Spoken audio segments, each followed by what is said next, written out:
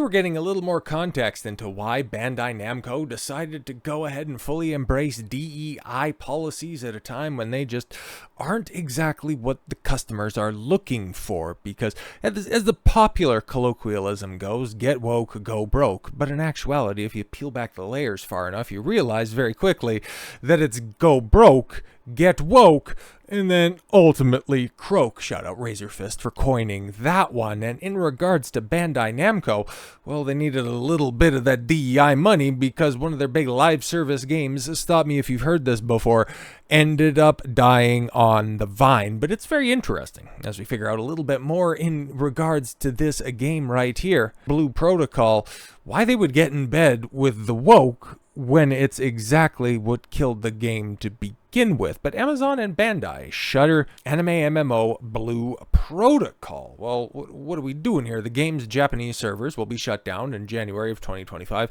and the game's Western release has been completely canceled. Yo, and this looks like, I don't know, like I've seen a couple of screenshots, obviously. Haven't seen any gameplay or anything like that, but it looks fairly expensive. And if it had, Amazon behind it, which, their games division, man, they put out a bunch of stuff and none of it has panned out. It's kind of impressive how consistent of a flop generator they are. But Bandai Namco, like I pointed out in the DEI Bandai Namco video, they're kind of riding high in regards to being a developer and a publisher right now. They're attached to a bunch of the biggest games out there. So this is interesting. Blue Protocol, an anime-inspired MMO developed by Bandai Namco, will shut down its Japanese servers on January 18th, 2025. The game was in the process of being released in the West, with publishing handled by Amazon Games. Because of the game's pending shuttering, the Western release has been summarily canceled. Blue Protocol's developers released a statement on its website, on the game's website in Japanese and English, announcing the cancellation. We have worked hard to prepare for the release. However, we have come to the conclusion that it will not be possible to provide a service that satisfies all of you. That's interesting. We'll come back around to that. We'll just read the rest of this, okay? According to producer Sokichi Shimuka, Gesundheit, Blue Protocol was in development for 8 years. Literally, stop me if you've heard this before. A premature cancellation of a game in development, a live service game, no less, in 8 years of development.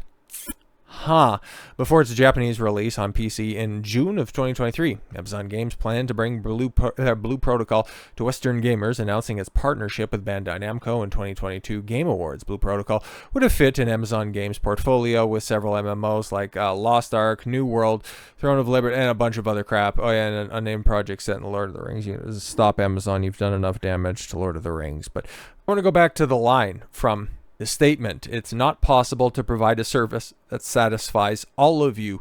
Well, tie that in with something I was talking about in the introduction, where it's interesting that they start to embrace all of these DEI policies only to deride censorship with one of the biggest recent blunders on their notebook. Yeah, it starts to get a little interesting now, doesn't it? Bandai Namco ends Blue Protocol service in January 2025, cancels Western release amid censorship claims. It will not be possible to provide a service that satisfies all of you. Oh, what are they scared of? Okay. The official Blue Protocol website gave the first news post since November of 2023. Well, that's also not a good sign. The future of Blue Protocol. Yeah, we regret to inform you, Japanese version of Blue Protocol will be discontinued Saturday, January 18th, 2025, as a result of our canceled plans for the Western release, not able to deliver the game to players around the world.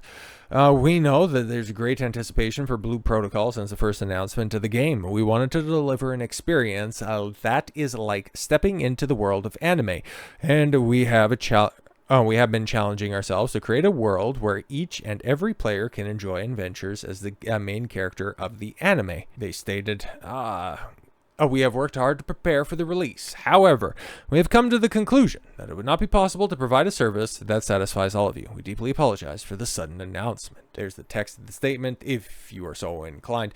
Speaking further, in a Japanese announcement video, translated by PC Gamer, players who bought the Rose Orb premium currency would not be refunded. Oh, so they're just literally taking the money and going. Okay, at least in regards to Concord, you can get yourself a full refund of the game that they're shutting down in less than 10 days.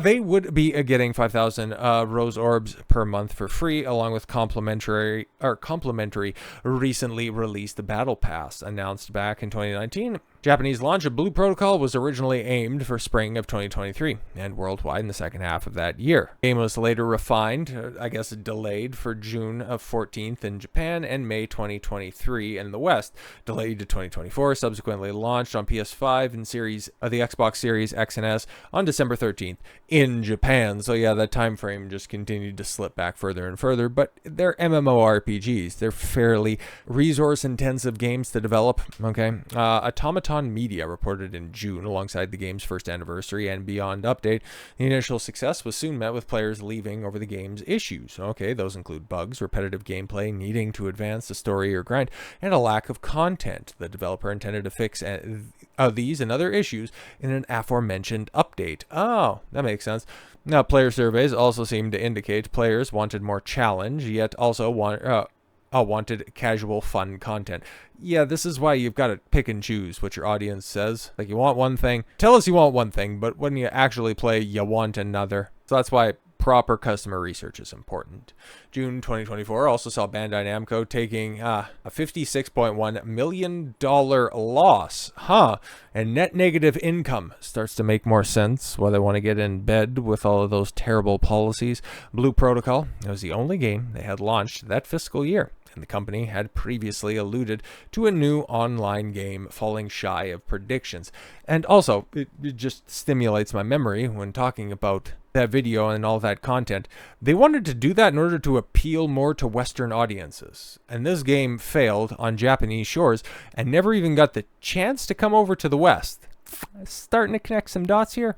To make matters worse, Blue Protocol may have had yet a more uphill battle in the West. While Bandai Namco praised their strong relationship with Amazon Games, the latter's reputation could have blemished the game they were tasked with localizing. Oh, okay, so localizers were going to screw this up.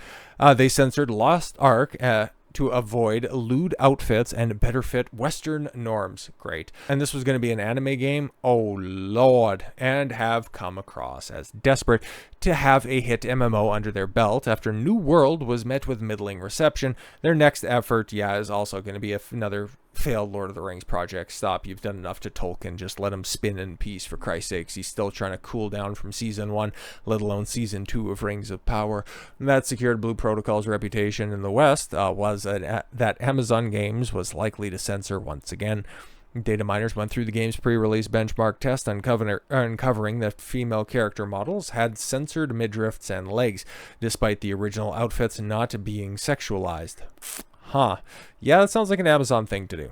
As fans discussed whether this would reflect the final release, I mean, you just take a look. It's like what happened with Stellar Blade earlier this year, the back and forth with Shift Up saying, oh, actually, all of our marketing, I was always intended to look like the final bodysuit that Eve was going to wear. And then, oh, look at that. We just released some new DLC that looks exactly like those censored outfits that we told you weren't censored at all. Just a crazy coincidence, I suppose. Those changes were made to appease its distributor, to appease Sony, the publisher. What's happening here? Well, it actually seems a little bit more innocuous, but you also have a more censorious company in the form of Amazon. So 2 + 2 = 4, right? Until, of course, Amazon comes along and tells you that it's 5 because racism or something.